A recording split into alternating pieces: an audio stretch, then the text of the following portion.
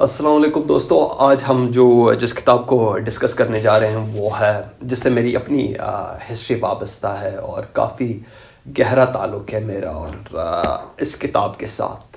उसकी वजह यह है कि जो ऑरल हिस्ट्री हमें अपने ग्रैंड पेरेंट्स की तरफ से मिलता था, उस हिस्ट्री को एक तरफ से मुझे क्वेश्चन करना पड़ा और काफ़ी सारे जो कन्फ्यूजन थे वो क्लैरिफाई हुए और काफ़ी सारे नए कन्फ्यूजन पैदा हुए इस किताब को पढ़ने के बाद। तो आज का जो किताब है वो उसका टाइटल है Hunza matters, bordering and ordering between ancient and new Silk Road. Regarding connectivity, we see that you talk about a lot of bridges being built across the Hunza River all the way from Gilgit all the way up to Kalik Pass in Miskar.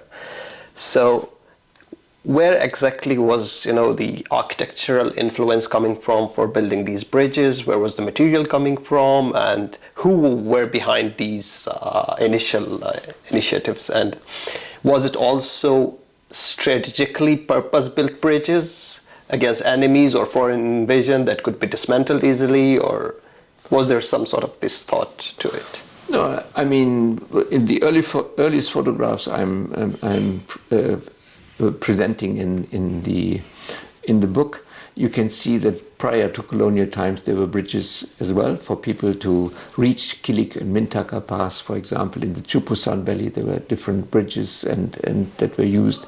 There are bridges in the Hunza Valley connecting Hunza and Naga. These were the rope bridges from plated twigs and so on, which you find nowadays nearly nowhere anymore. This is a traditional bridge building in olden times there.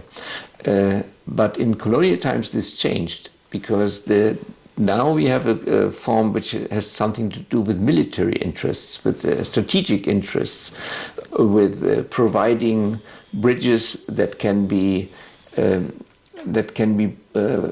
allowing troops to go across a river, that can be outfitted with control posts that nobody crosses the river when it is not permitted. They can be used for levying taxes and so on and so on. They get a completely different kind of purpose, and this purpose is important for seeing that opening up and pacification follows some strategic and economic interests as well in controlling the trade between Eastern Turkestan, which is Xinjiang in China nowadays, and Kashmir in the broader sense. And there were three basic routes: through Leh Ladakh, through Chitral, and one through the Hunza Valley, and they were competing among colonial officers there as well. And this is the very important aspect that needs to be regarded, that the British were always looking for the cheapest mode of operation, and how they could lower always their investment in it. And the Mir of Hunza was the culprit in that respect, that he was taking all the money into his own pocket but not delivering it to the people there. And that's why there was a lot of unrest in the valley as well against the Miri rule, because that was not the purpose. The Britishers were, but they were the purpose, the persons and the power that protected him, that safeguarded, that paid bodyguards for him, that made him very secure. And Muhammad Nazim Khan was the person who has immediately understood this, and that he could exploit people much better with British backing. So the British are more responsible for this exploitation scheme, which became then Kutukal and other systems of exploitation in the valley, because he did not fear anything. He had no fear for his survival, because he had the control over the weapons and he had the colonial army in his background. Yeah, thank you. Just one last question regarding accessibility. So how easy was it during the time of, I guess it was Salim Khan who built this fort imperially and really extended his... so how easy it was to reach, these lands like Pir Ali? Was it via the Khunjarab Pass? Was it via the Kalik Pass? And how quick was it to the north? Then how quick was it to the south? So how do you see these communication accessibility? Khunjarab Pass did not play a role at all at that time, because passes are easy in mountain areas and rivers are difficult to be crossed. That's why the question of bridges comes up. And bridges were very difficult constructions across big rivers in the area. So the Kilik and Mintaka Pass were the major connections to Central Asia, to Tashkurgan and Kashgar. And Khunjarab Pass the Khunjarab Valley was not important at all, because you had to cross many times the river from one side to the other to reach Khunjarab Pass. So it was very expensive and unfeasible and dangerous to use the Khunjarab Valley. So it was not important at all for this. To the south, the roads were in certain places very difficult, what we call in Wahi Perien or in Burshaski Pari, difficult passages. And these difficult passages had the advantage they could easily be controlled. There were darbans, there were doors to control this. So the Mir was in a position to control everything in this area through very easy means, because there was only one road, one line. And he had in every village, he had his representatives, he had his Trangfa and Arbobs and other people there he could collaborate with. And so it was an easy form of control that was not very expensive. But the colonial subsidies he received were quite substantial in that respect, so that his household was quite well off during these times, but the people did not get any benefit out of this. Yeah, thank you for touching on this. Maybe we just continue it from here onwards.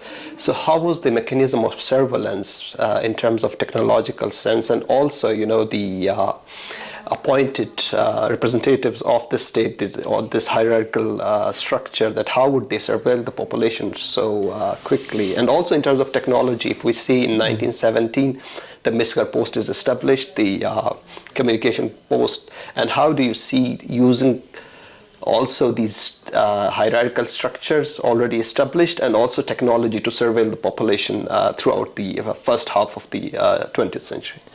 Yeah, I mean, in colonial context, always modern technologies are used. The most modern technology was the telegraph line, and from 1918 onwards, the telegraph office in Miskar was operating, and it was very important to send messages from Srinagar through Gilgit, through Miskar into Kashgar, and from there postal runners were bringing the bag across the mountains to Kashgar, which was very often at that time faster than it is today. And this modern technology was expanded by telephone lines, and so the Mir of Hunza in the long run had in every village a telephone with a trusted person, and this was often the leader of the village, the Arbob or the Trangfa or Yalpa, or whatever denomination it was. And so he controlled the area by getting information quicker than other people could get it. If there was some unrest in an area, he would be informed very quickly and could find out certain measures and could control road access and accessibility. No, technology played a very important role in this. Building on this, you mentioned that there was an uprising in the 1940s, most probably, or in Passu, where the Arbab from Passu. That was the center, yes. Yeah, and you said that Gulmit and Hussaini did not really participate in this. And why was the uprising toward Miskar? What was the reason to go to Miskar rather than, I mean, the details of this are very complicated, and then we would have really need some more time to get into the details. I think the general feature is this. In certain villages there was more opposition than in other villages, because in certain villages people were neglected and excluded from certain advantages, while other people were supported. Very easy example, when the Gilgit Scouts were built, no Wahi people were appointed were allowed to become soldiers in this. This was the first form of getting monetary income. So only the cronies of the Mir and the Wazirs were allowed to be in this army. So this kind of hierarchical structure and authoritarian rule you had in the whole valley. And not in Gujal every village is the same. In different villages there were people who had a strong influence in their village and were supporting the Tamil rule, and in other villages this was different. And that is how Hunza until today is split in two factions, basically. Yeah. The pro and anti-Mir factions, if you want to call it like this. And that has emerged at that time. And later on this has been, say, amplified and accelerated by persons who could leave the valley and got exposure to other kind of informations and ideas, and especially students later on in Karachi and so on. And that ignited a conflict and challenged the inherited rule and the family of the rulers as well, whether they are eligible and entitled to have these advantages while other people have so many disadvantages. But this is quite again a normal kind of political development that is happening in communities where certain people are preferred and other people are excluded. Thank you. And now let's quickly go to your second chapter. Are we going very slow? If you are tired, then you can... That's okay.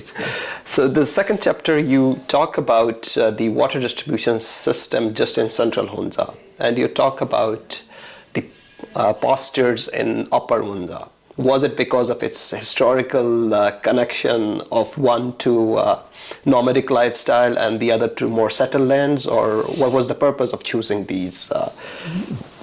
There's a misunderstanding in academia what is the meaning of nomadic lifestyle.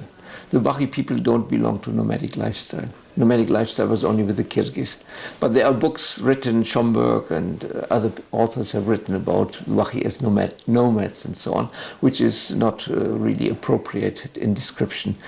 Wahi are combined mountain farmers as Brusho and Chin and Dome and other people are as well, because they combine agricultural practices in villages based on irrigation with pastoralism. But the difference is that pastoralism play a bigger role in Gujal as there are more extensive pastures there.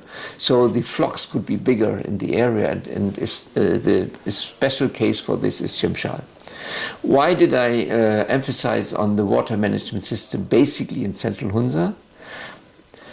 Water management systems are especially interesting in areas where you have a scarcity of supplies. Where you have a scarcity of supplies, then people have to make rules and regulations that are very complex.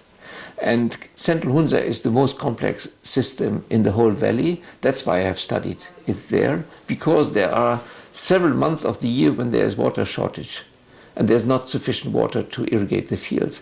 In Gujal, we nearly have no village that has water shortage of that extent. And in villages like Gulmit or Shimshal or Gulkin, I think there's not much of a rule. People can tap the water resources at their will. Pasu has a more difficult kind of irrigation situation, and Khaybar and other villages are a little bit different. But nothing is so complex as Hunza. And when I did this study in central Hunza, it was inspired by an author called Robert Netting, who wrote about the Swiss Alps and their irrigation, a book called The System Nobody Knows. And I wanted to prove that this is a system everybody knows. And so I went there in an area where we have non-written languages, and but where people know by heart when they are entitled to water, when their turn is on, and so on. And I tried for the first time to make it a written system.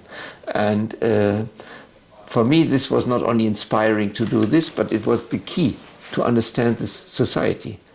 It was showing me, for example, when we were talking about hierarchies, it was showing me how the Tam and the Wazirs had greater entitlements to water than all the other different groups of the area, and so on. So when I studied the water system, I started to understand what the society is all about. Thank you. And maybe just let's get to the more modern period now and get out of the history. Just one thing came to my mind, maybe I shall ask it, that you said Lorimer took 900 photographs. So I was wondering, where did it go, or is it available, still accessible for emerging academics or someone who really wants to access them? Yeah, oh, it's very easily accessible because the Lorimer archives are in the School of Oriental and African Studies in London, in the University of London, and they have a very well-kept archive. These photographs were catalogued and described. The descriptions are not always correct, but it is easily accessible. And he made a film as well, and this film is accessible there as well. And the Aga Khan Cultural Services have all photographs of Lorimer in their institution. They had access to it. They used the photographs in their reports as well. So these photographs are very well known and very easily accessible.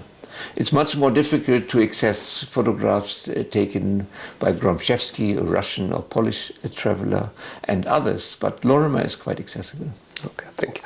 I'll just quickly change the lens. Yeah. So, because it's too white, so we just need to narrow down as we go toward the closing. Okay.